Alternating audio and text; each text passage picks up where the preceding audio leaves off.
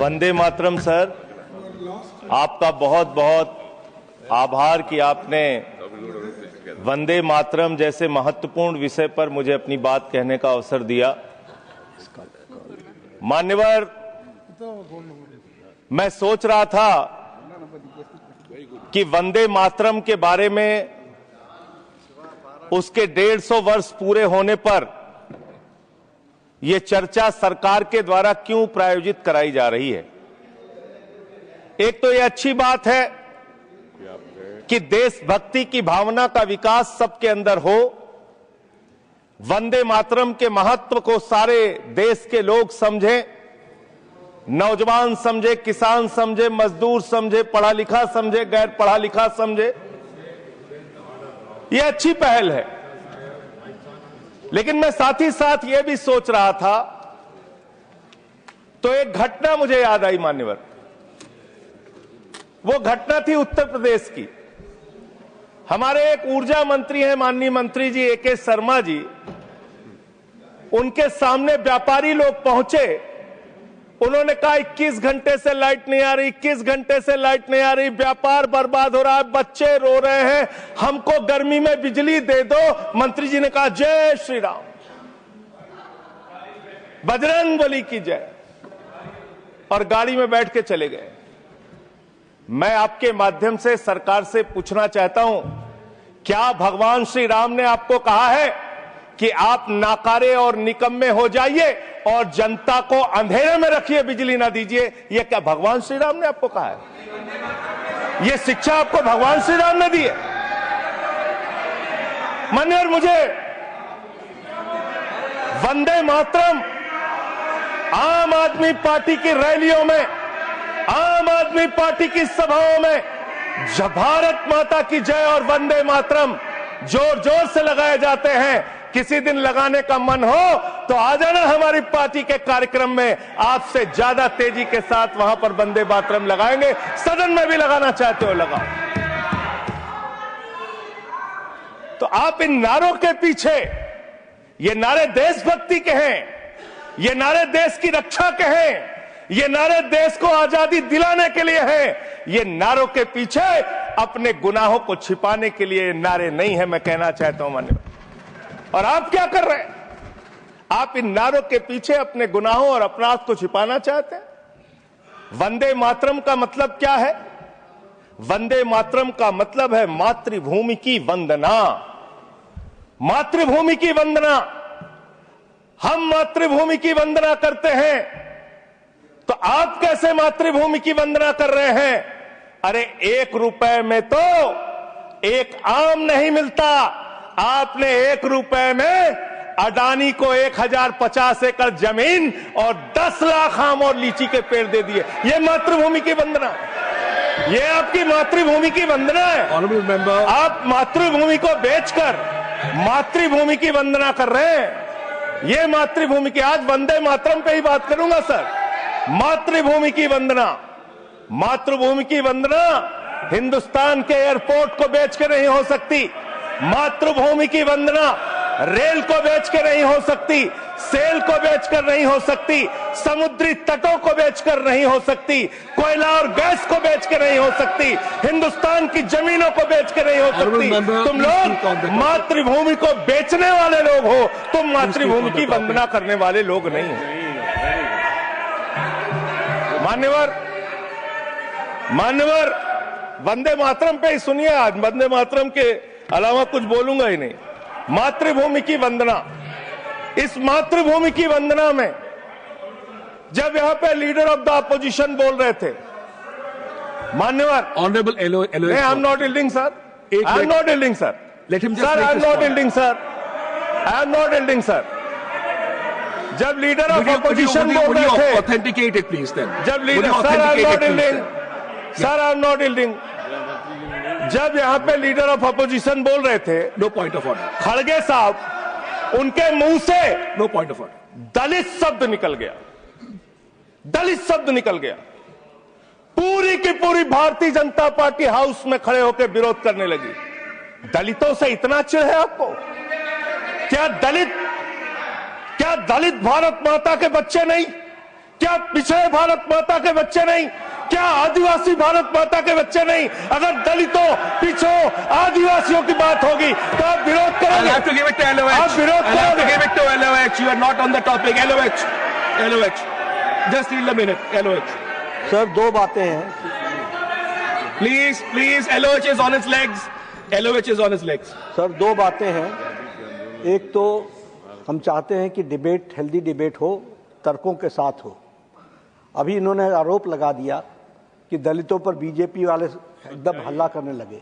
On record है, मैंने कहा है दलित के विषय में कि ये हमारे पूज्य हैं, हमारे भाई हैं, ये ऑन रिकॉर्ड है। इस तरीके के स्वीपिंग स्टेटमेंट्स न दें और इस हाउस के माध्यम से देश को गुमराह न करें, नंबर 1। नंबर 2, आपने कहा ये बेच दिया, ये बेच दिया, ये बेच दिया। आई से please authenticate on the floor of the house what ever you have charge. देखिए, आज सर बहुत अच्छी बात गृह मंत्री जी भी कह के गए और लीडर ऑफ द हाउस भी कह रहे हैं कि जो कुछ भी मैं बोलूं उसको ऑथेंटिकेट करूं। और मैं आपसे अनुरोध कर रहा हूं सर कि अगर मैं ऑथेंटिकेट ना करूं तो मेरे खिलाफ कार्रवाई की जाए। एक एक चीज मैं ऑथेंटिकेट करूंगा। अगर मैं कोई बात कह रहा हूं तो उसको ऑथेंटिकेट करूंगा। दूसरी बात, शहीद खुदीराम बोस की बात हुई सर, कल उस सदन में चर्चा हुई। हिंदुस्तान के सबसे युवा क्रांतिकारी जिन्होंने फांसी के फंदे को चूमा, वंदे मातरम का नारा लगाया।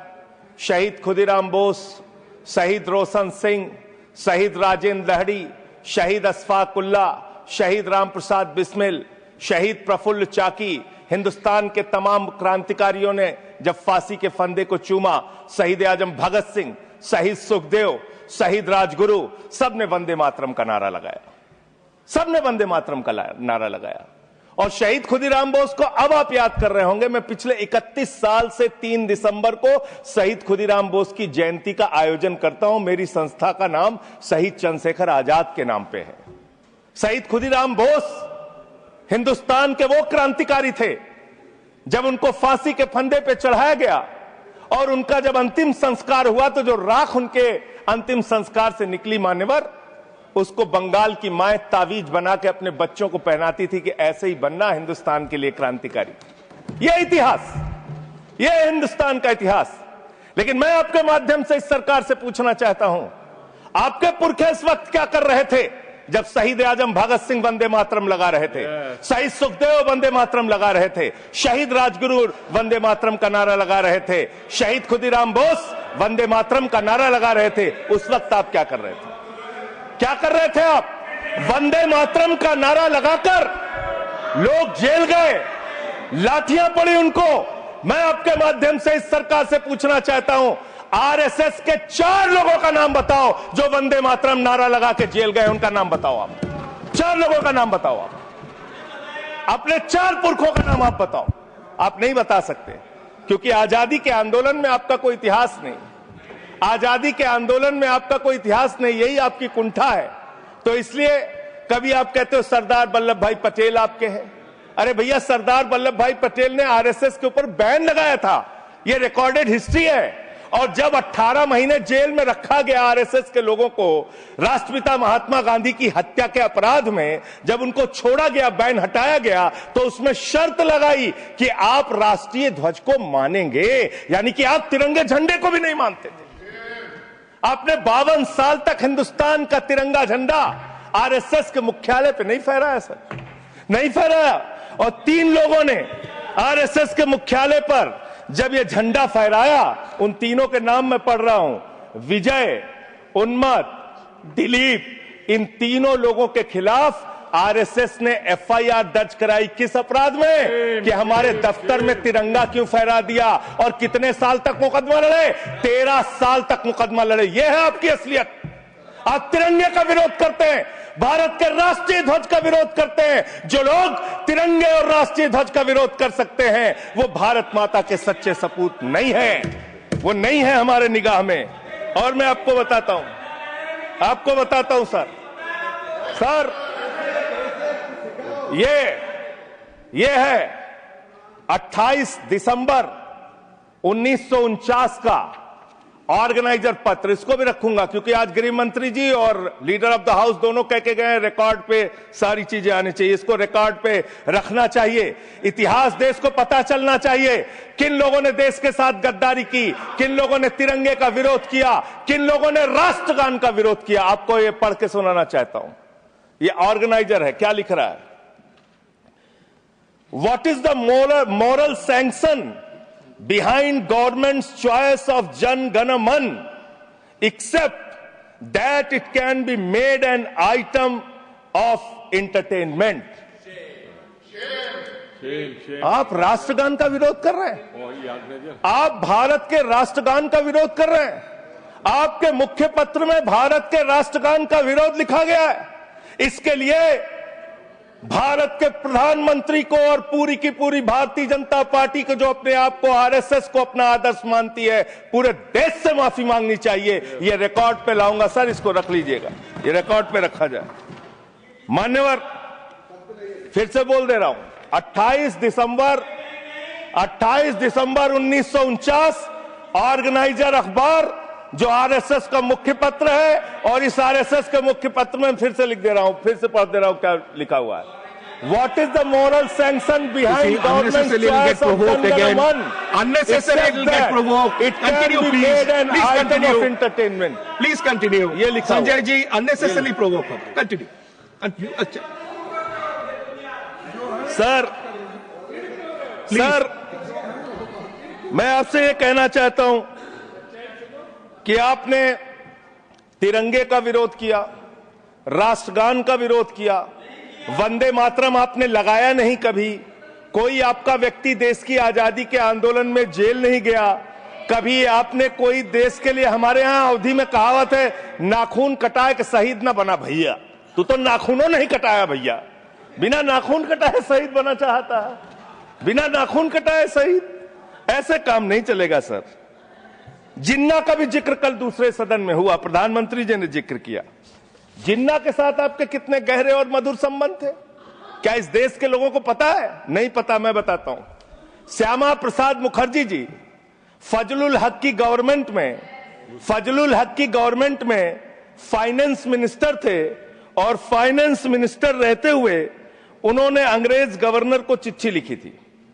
Shyama Prasad followed this and told Governor Herbert, the administration of the Bengal province should be carried on in such a manner that in spite of the best efforts of the Congress, this Quit India movement will fail. ये चिट्ठी लिखी है।